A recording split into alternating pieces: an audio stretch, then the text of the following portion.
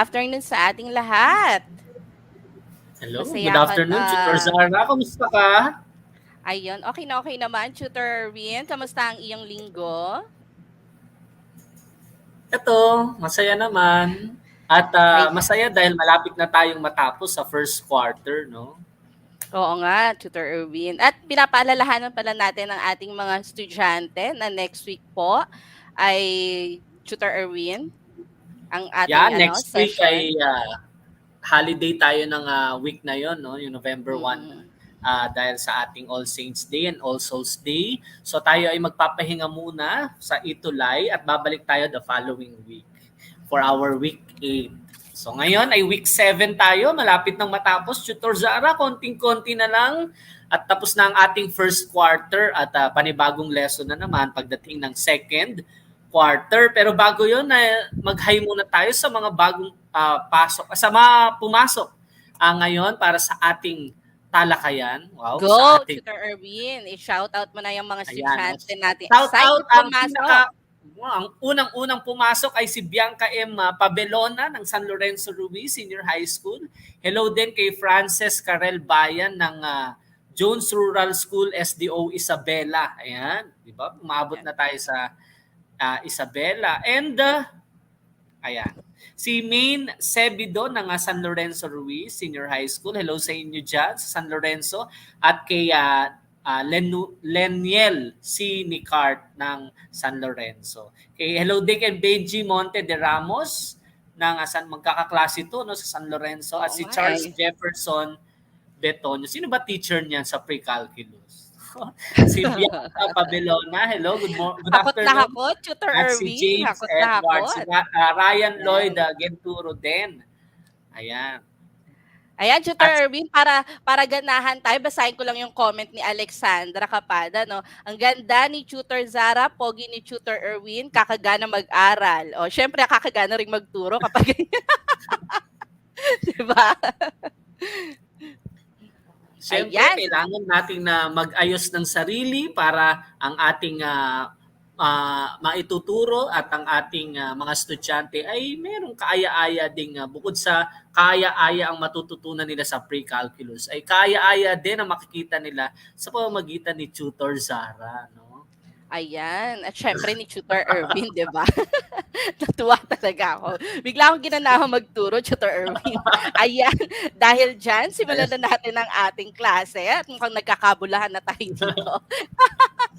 Ayan, so our lesson for the week is solving system of nonlinear equation. Ayan, gumraduate na tayo sa topic natin for codings.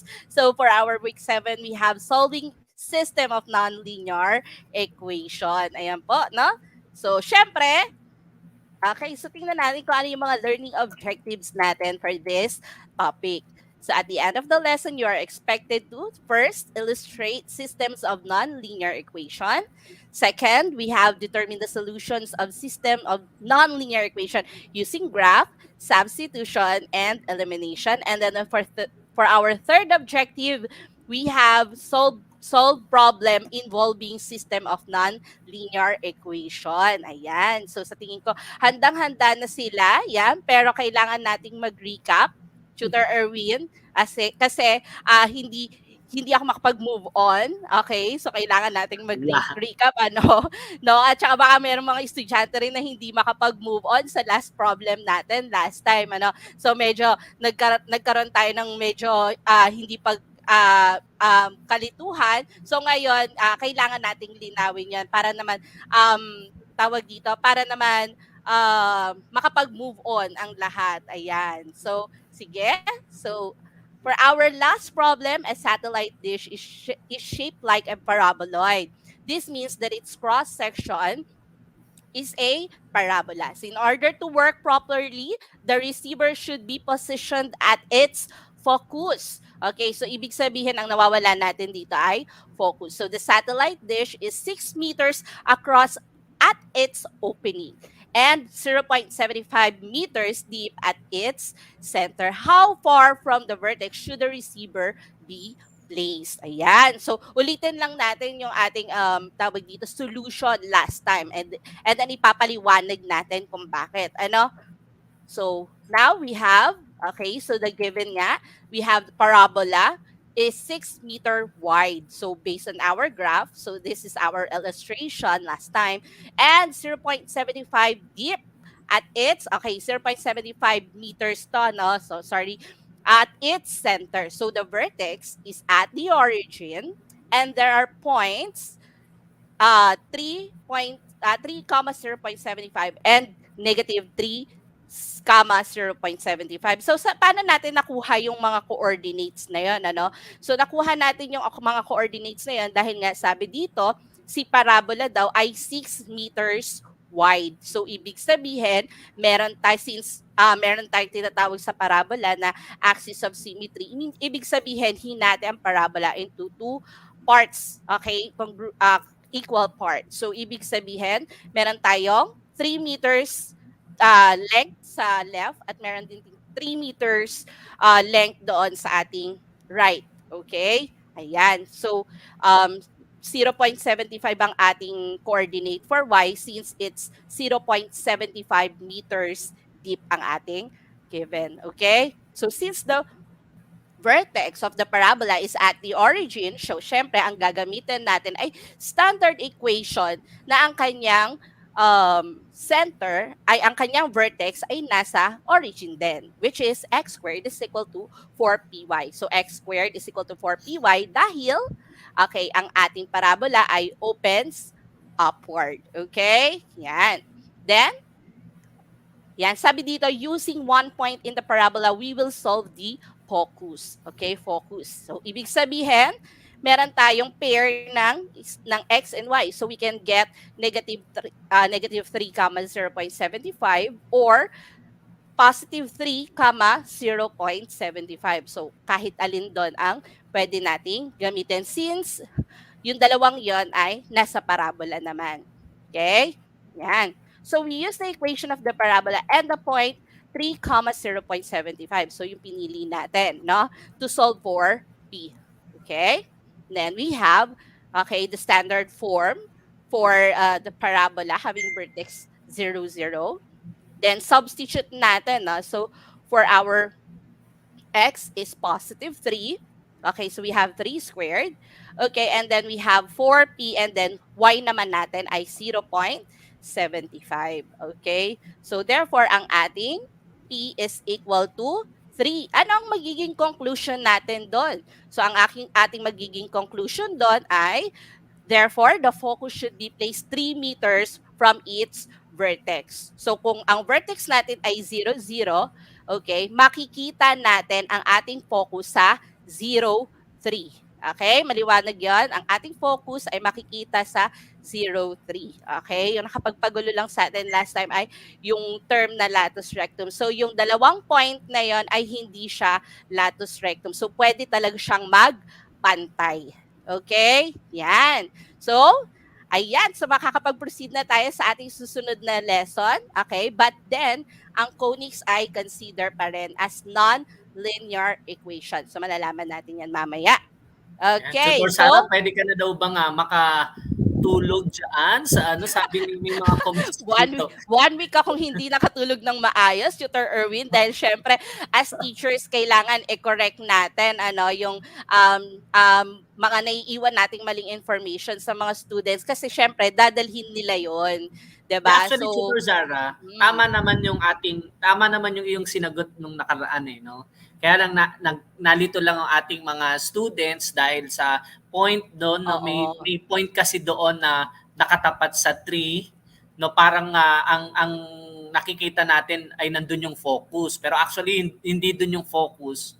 Dahil yung 3, 0.75 at negative 3, 0.75 ay hindi yun yung latus rectum. Nasa taas correct. pa yung latus rectum. Nasa So taas tama pa. yon.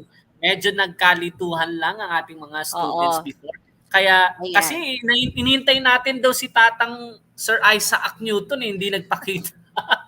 Maraming nag-aabang. Hindi nagparamdam Actually, si Tutor Tatang Sara, ngayong Isaac. araw, nagbabasa ako ng comments dito. Bukod sa atin, ang inaabangan nila ay si Tutor Isaac Newton. Gusto nila face reveal daw.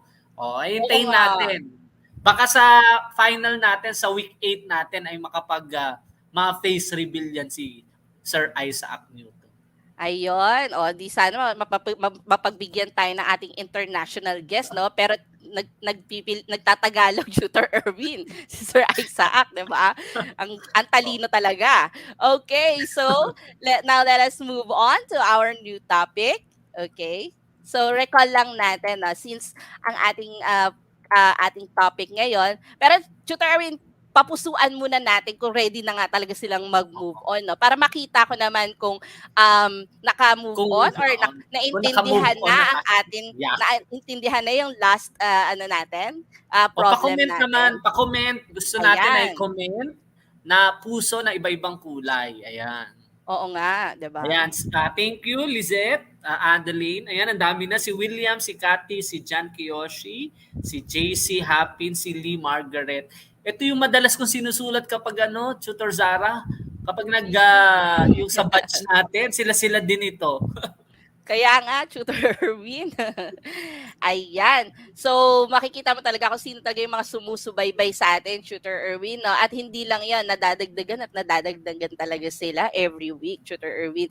May mga nadadagdag na mga bagong pangalan. At abangan natin no, sa susunod na ating session kung sino-sino yung mga schools na ma-awardan, mga estudyante at tawag dito, teacher. Okay, yan. So, magugulat kayo sa aming mga Yeah. pa-certificate sa aming Kailan last yun? session.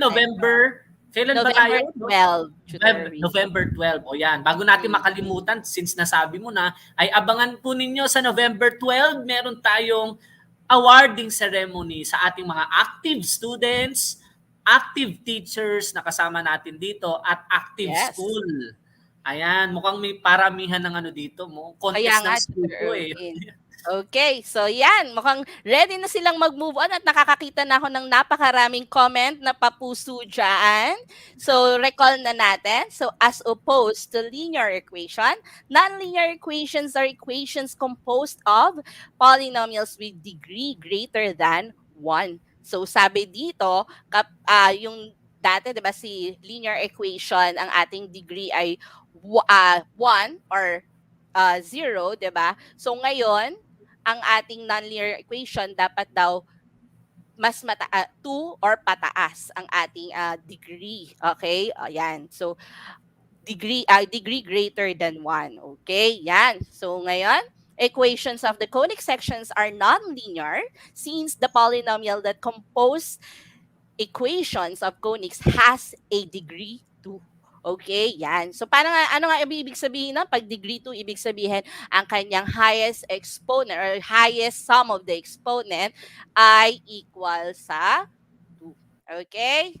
So, now, ayan. So, yung ating first topic is yung using substitution to solve the system. Okay, so kung marerecall natin, meron tayong iba't ibang way para ma-solve yung system of linear equation. So, ganun din dito sa ating nonlinear equation. So, sabi doon, last time, meron tayong substitution method, elimination method, graphing, matrix. So, iba-iba. Okay, yan. So, ngayon, let us discuss on how are we going to use the substitution method in solving nonlinear system. Okay? Yan. So, ayan. So, magkakaroon na naman tayo ng panibagong kaalaman. Okay? So, ngayon, for our given, we have x squared plus y squared is equal to 5. And 3x minus 1 is 3x minus y is equal to 5. Gusto ko malaman, Tutor Erwin, kung alam nila kung ano yung dalawang graph, okay, na ito. Okay, bago tayo mag-proceed sa substitution method, no? Ano ang dalawang graph na ito? Yung x squared plus y squared is equal to 5 at saka yung 3x minus 1 is equal to 5. Sige nga, i-comment nyo sa ating comment section ano ang dalawang graph, okay, na mag-intersect, okay, or dalawang graph na mabubuo, okay, dito sa ating At system of linear equation na given natin. okay. Okay? Tutor So, from Zara, maganda yan. Alexander. At least natanong mo yan kasi ang idea nito na kaya tayo nagsusolve ng nonlinear equation ay bukod dun sa mga conic section na yon, since nonlinear ito ay it involves a linear equation, no? Yung hindi lang Meron line, siyang main at line pero least hindi lang one. Oo. line. Ngayon, kapag merong dalawang graph na pinagsama mo into one Cartesian plane, ang hinahanap natin diyan yung intersection nilang dalawa. Yes, correct, Kung Tutor yan. So, Erwin. kung ano ba Ayan. yung mga graphs na yan at ilan ang pwedeng maging intersection nung dalawang Mm. graph na yon para at least aware tayo sa ilan ba yung hinahanap natin. Ayan, ang dami nang nagsagot. Okay. Ang So, ilang sagot kaya yung nila ay magiging pwedeng intersection nila? So, imagine natin, no, kapag ito ay circle at saka line, ano kaya yung mga possible na, ilan kaya yung mga possible na intersection nitong dalawang graph na to? yan, kapag Okay? may Yan. bilog, Bilog tapos may at, isang line, ilan ang yes, pwedeng maging intersection nila? 'Di ba? yan. May So, circle at saka may line. pwedeng dalawa, Tutor Erwin, no? Pwedeng dalawa. Ayan. Puwedeng Kung isa tatama kapag sa ito dalawa. ay 'pag tangent Correct. siya 'no, puwedeng isa at puwedeng At hindi pwedeng sila. wala. Ayan. Yes, correct, Tutor Erwin. Pwedeng So, wala. puwedeng hindi sila mag-intersect. So, yun ngayon ang titingnan natin kung ano ang kanilang solution set, kung ilan nga ba ang intersection nitong graph na ito, okay? Tutor Zara, ang sagot nila ay puro 2, no?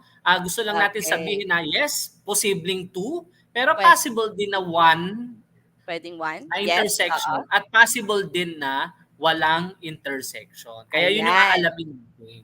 Okay, so now solve one of the equation for one of the variable, then substitute the result for that variable on the other equation.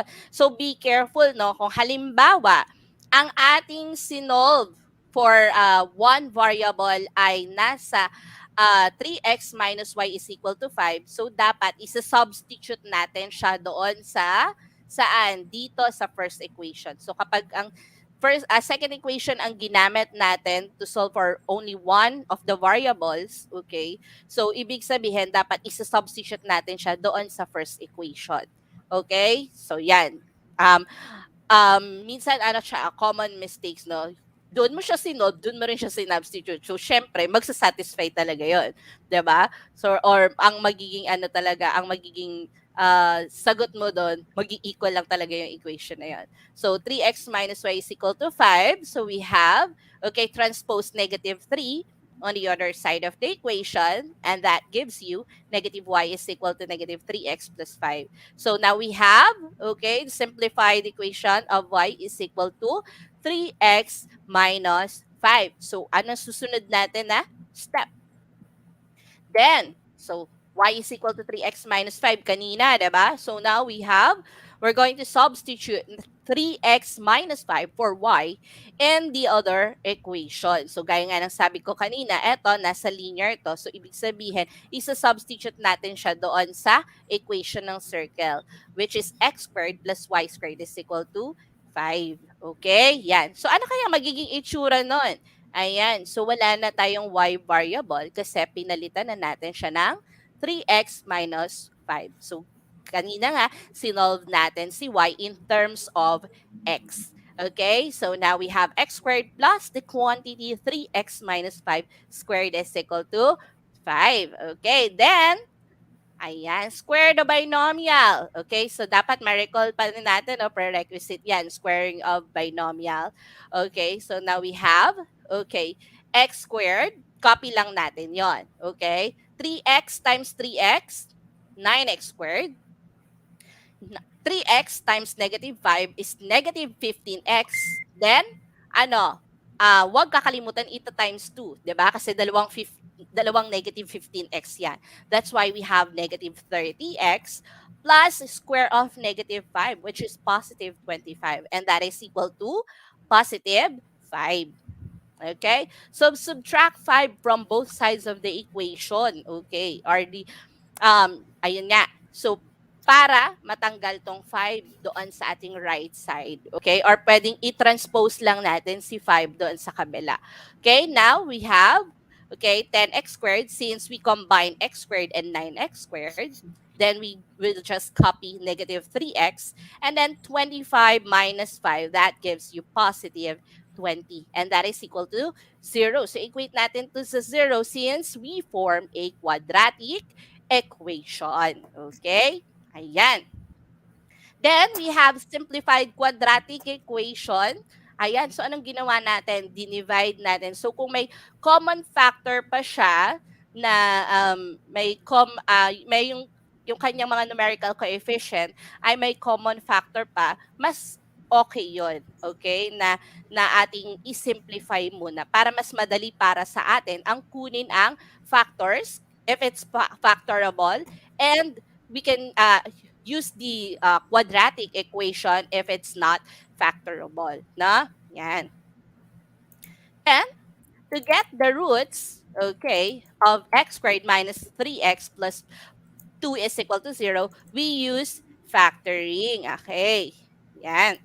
So, yung iba nagsasagot na, no, nakikita na nila kung ano yung mga solution. So, ikino-comment na nila, no?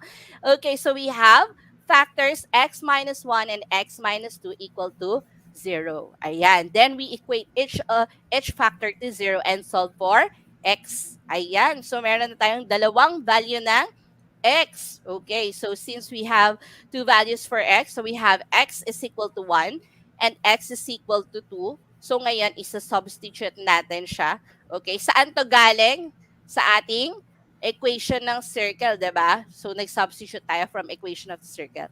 So para malaman naman natin kung magsasatisfy ba siya doon sa ating isang equation, babalikan natin yung value ng y. Okay, so there are two solutions for x, and that is 1 and 2.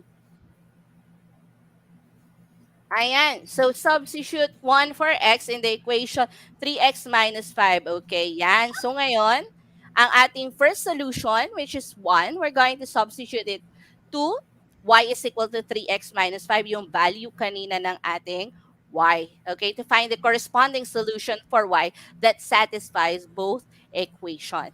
So, we now have y is equal to negative 2. So, ang ating first ordered pair or ang ating first solution ay 1, comma, negative 2. Okay, so now for our second, okay, value of x, so now we're going to substitute 2 for x in the equation y is equal to 3x minus 5. Okay, yan. So para malaman na natin kung ano yung value ng isang y natin. So now we have a y is equal to 1. Okay, therefore our second coordinate naman ay 2, comma, 1. Ayan. So marami sa ating mga students, Tutor Erwin, ayan, nakukuha nila at nasusundan nila. Nakuha nila ang tamang pair ng ating coordinates kung saan Tutor, nag-intersect ang ating Tutor circle and Sara, may line. reminder ko lang, no, para tama ang ating final answer. Kasi ang kinukuha natin ay solution, no? So, ito Mm-mm. ay point. So, kasi marami ako nakita sa comment box na ang sagot nila is yung value ng x at saka value ng y. So, after nating makuha yung value ng x at value ng y, isusulat natin siya into ordered pair. So, Yes. may x coordinate and y coordinate enclosed by parentheses separated by comma. So, ang final answer natin ay 1, 1, negative negative 2 2. and 2, Yes. 1. That's the final answer. So, Okay. dalawa Pero lang kapag ang ating solution.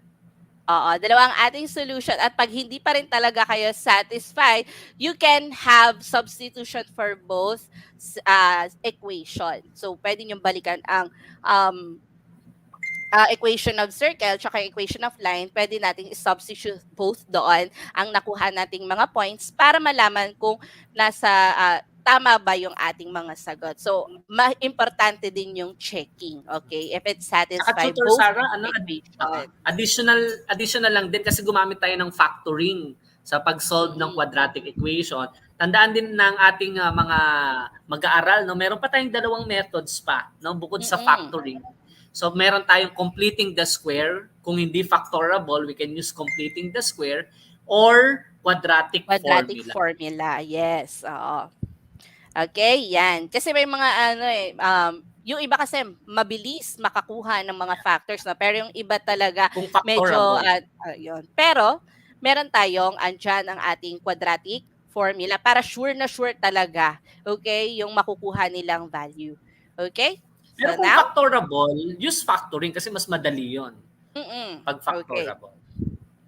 Okay, so hence using substitution, we determine the solution of the system of the equation.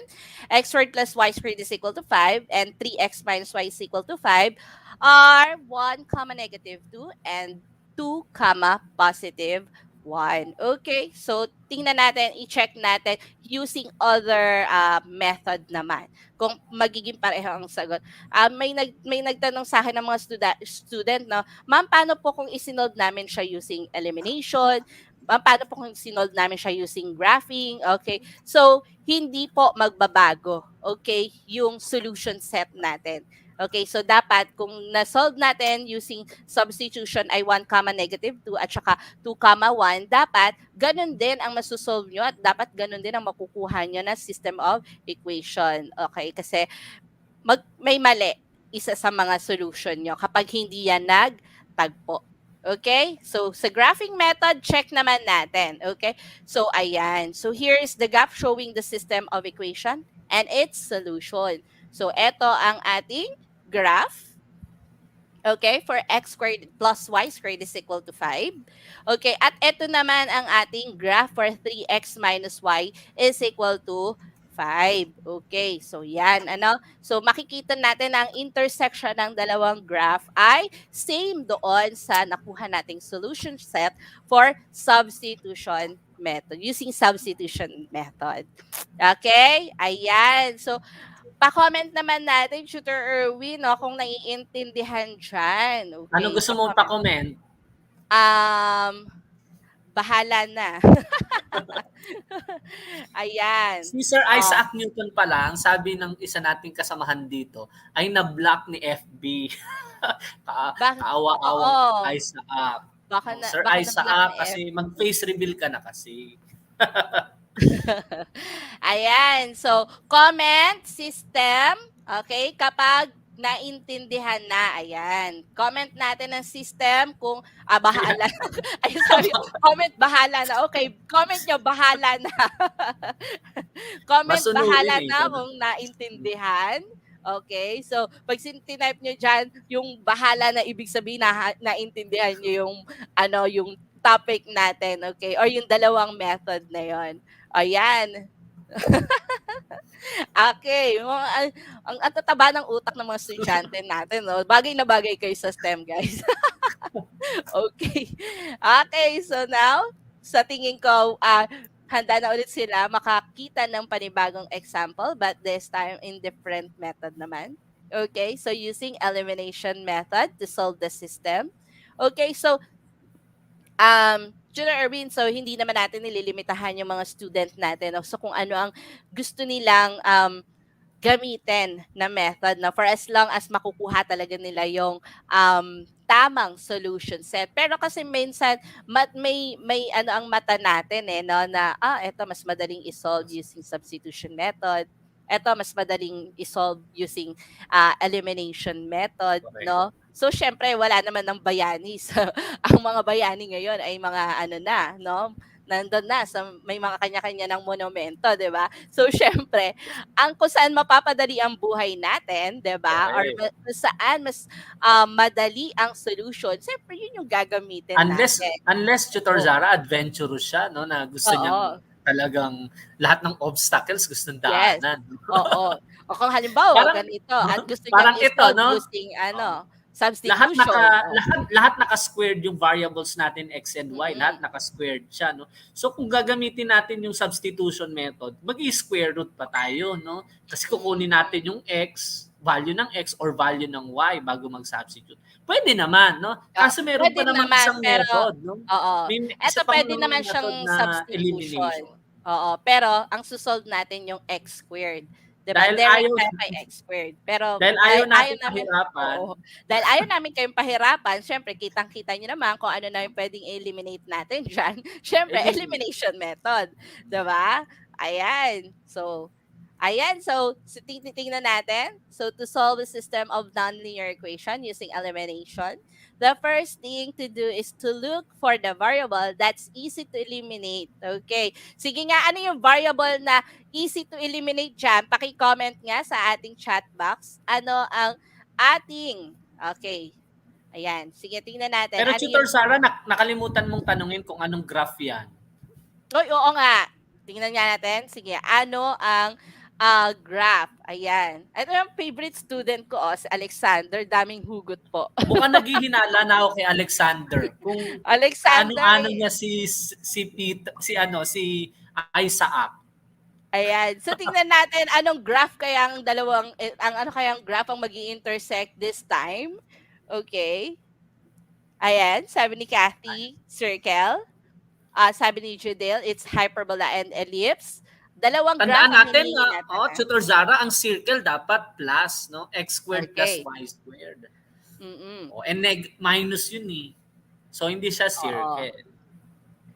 Ayan. So, ang ating first equation ay, okay, so graph reveal na tayo, no? So, ang ating first equation ay hyperbola. And ang ating second equation naman ay ellipse, okay? Hyperbola kasi meron siyang minus sign sa gitna. So, possible siya na hyperbola ang ating graph. Okay, and then while the second equation, okay, ay ano naman, ellipse. Since positive siya both, but then different ang kanyang numerical coefficient. So therefore, numerical coefficient ng x squared tsaka y squared. So therefore, it's an ellipse. Okay? Next, in this particular example, we can see that y squared can easily be eliminated. So, tama yung mga sagot ng ating mga estudyante, Tutor Erwin.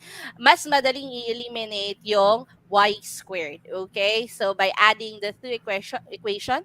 So, we add the equation. Okay? So, ganyan ang magiging kalalabasan niya.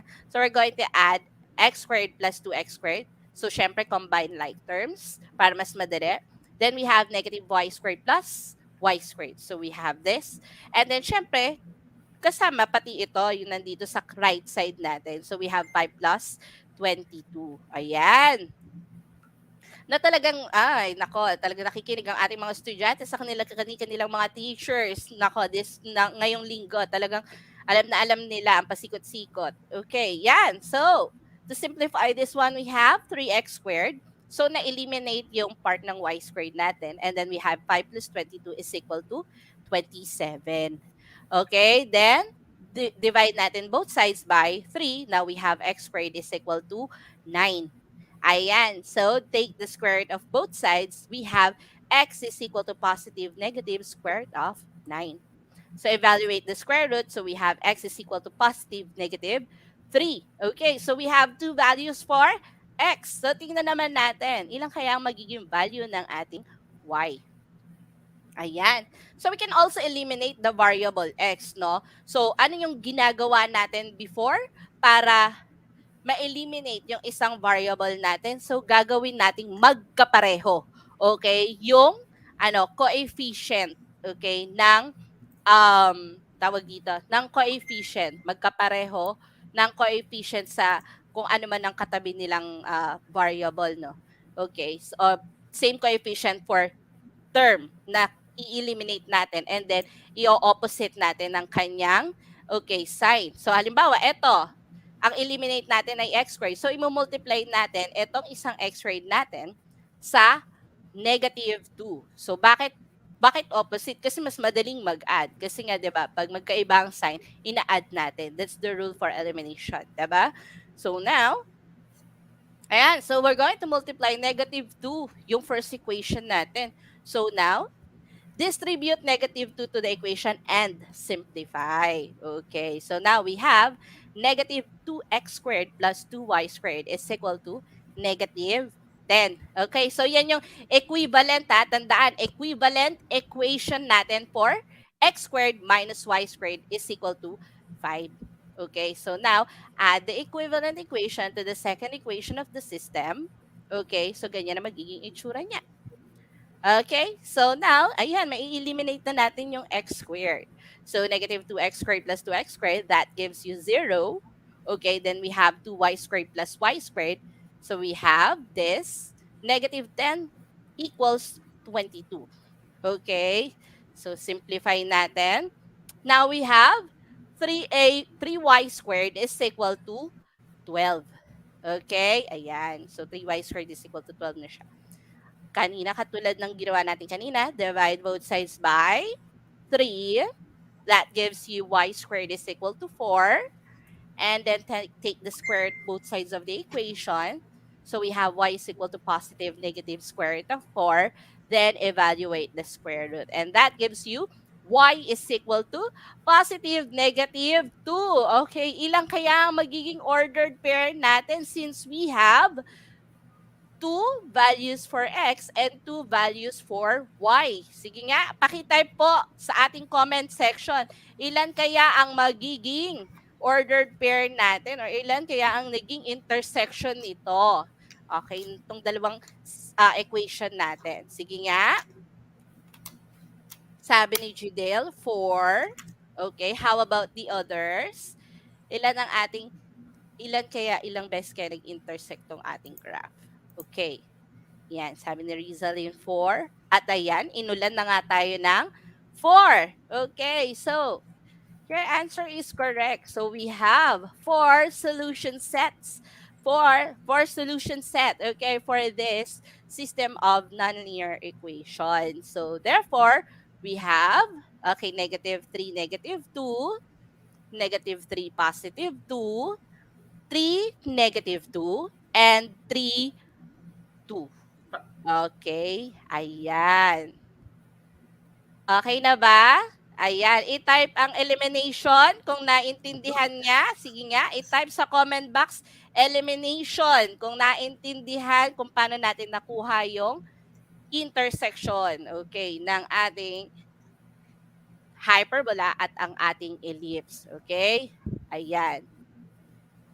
Ayan, si Glenn Bacar.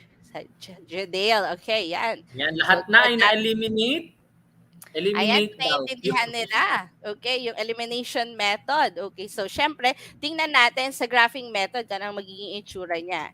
So, ayan. So, yun nga yung ating four solutions. Ayan yung four solutions natin. So, eto naman yung magiging itsura niya kapag ginraph natin siya. Okay, ayan. So, we have here -3, 2, -3, -2, +3, -2, and +3, +2. Okay, so this is the graph for the hyperbola. X squared minus y squared is equal to 5. And this one is the graph of 2x squared plus y squared is equal to 22, which is an ellipse. Okay, yan. And then for our last, okay, yan, situational problems involving system of nonlinear equation. Ayan. So, what are the dimensions?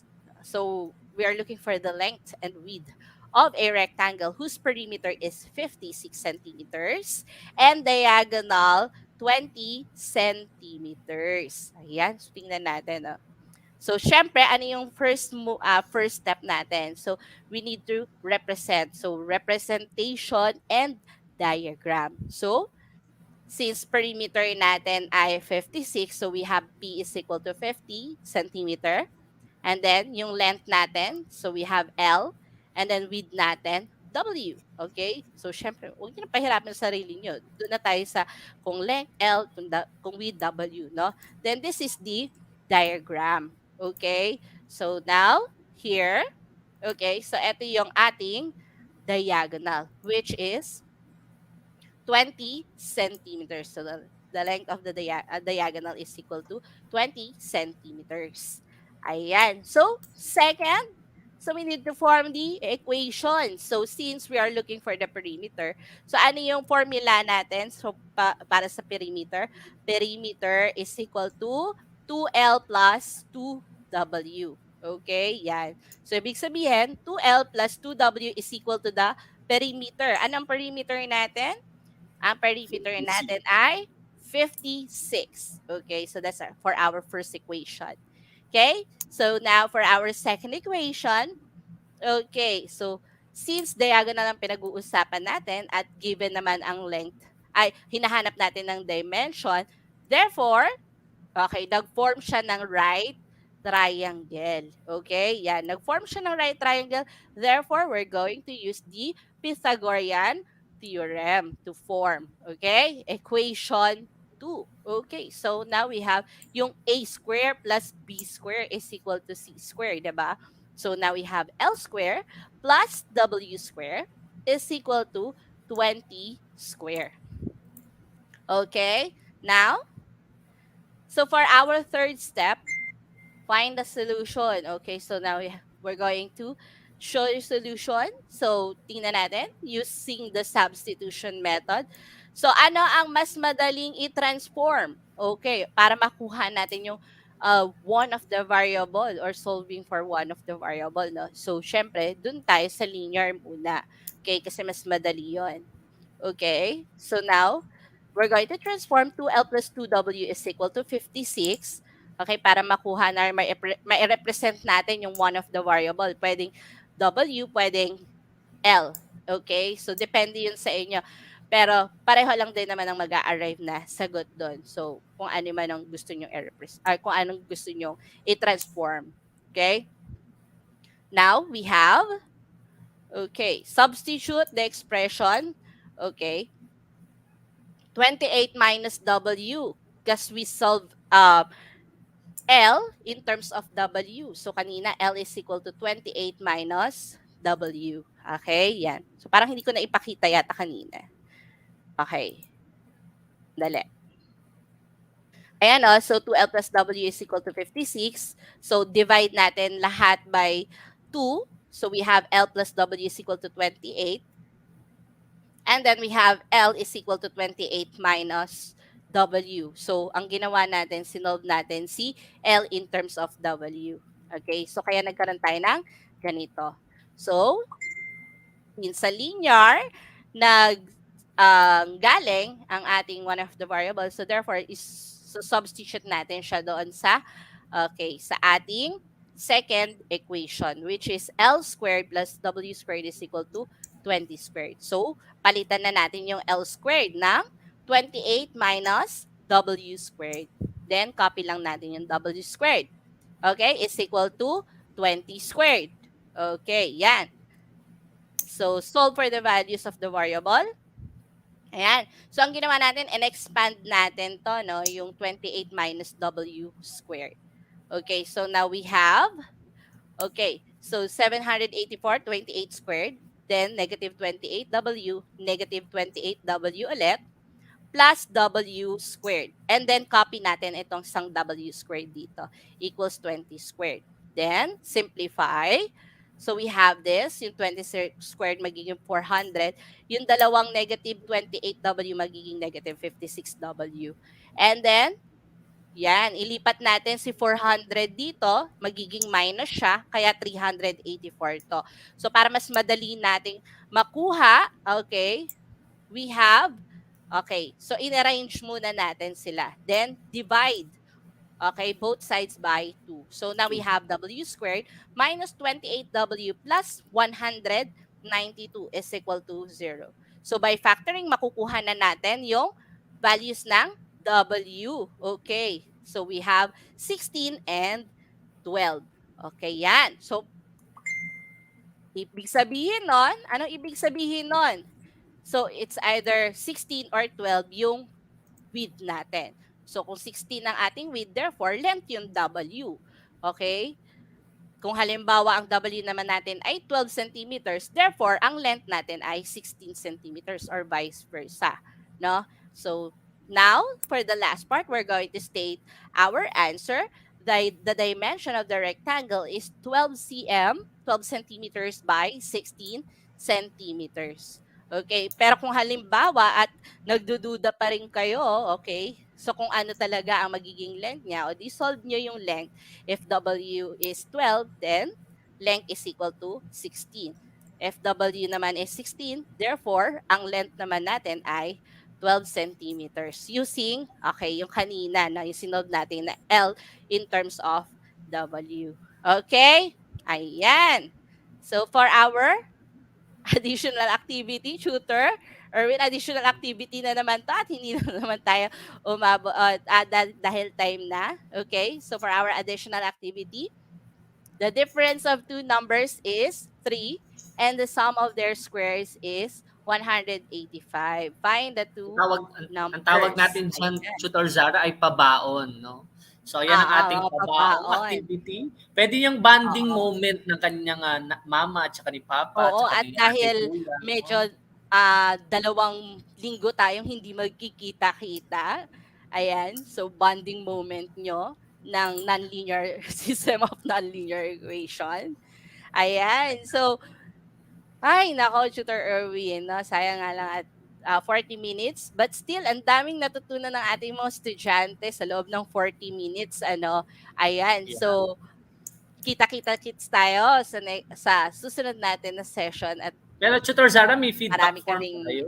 yes, may feedback form kami. Yung pina-flash namin dito, ang aming feedback form, Ayan. ayan. So siyempre, dahil sa gusto namin na ma-improve pa 'tong program namin, ma-improve din kami as teachers, okay, ma-improve ang aming program. So welcome po kami 'no, sa deep in our hearts, ayan, bukal na tinatanggap namin ang inyong mga suggestions. Okay? Yan. Comments and suggestions. So, kung may mga comments kayo dyan, pwede nyong i-flash sa aming feedback form. Ayan. Kung may mga suggestion kayo, okay, welcome po kami yon. Welcome na welcome po kaming tanggapin yon. Ayan, Tutor Erwin? Ayan, tapos na naman ang ating Biyernes para sa Pre-Calculus Week number 7. So, uulitin natin, no, sa susunod na Biyernes ay wala po tayo. Pahinga po muna tayo para ang ating susunod na talakayang week number 8 ay sa November 12. Kaya kung kayo po ay natutuwa dahil natuto po kayo, ay pwede po bang pa-comment uli ng napakaraming heart dyan? Huwag pong magdamot ng mga Oo puso nga. ninyo. Sabi Ayan. ni Alexander 'no, hula technique daw, 12/16. Sinasabi nga natin na pasintabi po 'no, yung TAE method. Yung sinasabi natin, the TAE method, the trial and error 'no. Ayan. So, Ayan, kaya mga ulit, gifted sa mental math 'no. Ayan. ayan, 4:40 po uli hanggang 5:20 tayo ay magkita-kita sa November 12. See you on November 12. Ayan, at huling araw na ng ating pre-calculus for first quarter. Abangan po yung huling lesson natin about sequences and series at syempre yung awarding ceremony natin sa mga natatanging mag-aaral, natatanging guro at natatanging paaralan para sa Ayan. pre-calculus itulay. Tutor Erwin, ina-announce ko nga pala kasi may dalawa pang hindi nakakuha ng GCash sa akin. Yung isa sa winners, nakuha niya na. Yung dalawa, wala pa. Ayan. Sa akin na So, lang medyo yun, Tutor nahihirap Zara. akong i-trace kasi hindi nila totoong pangalan eh. So, asahan ko na lang na maging honest sila, no? Tapos, bibigyan ko ng 3 system of nonlinear para ma-prove na sila yun. Joke lang. Ayan. So, yan, sundan Ayan, na sige, natin si paalam na Tutor at March. tayo po Okay. ay pwede nang Sa lumipat sa financial financial literacy. literacy and kay Tutor March. Mark Anthony Jamisal. Kay Tutor Madge, pasok na po kayo sa financial literacy. Maraming salamat and God bless us all. Bye-bye!